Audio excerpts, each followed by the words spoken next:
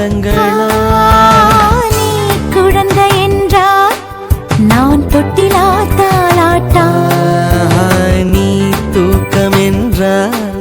நான் மடியா தலையணையா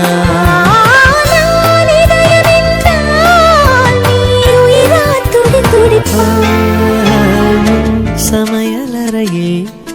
நானும் சர்க்கரையா நீ படிக்கும் அறையில் நான் கண்களா புத்தகமா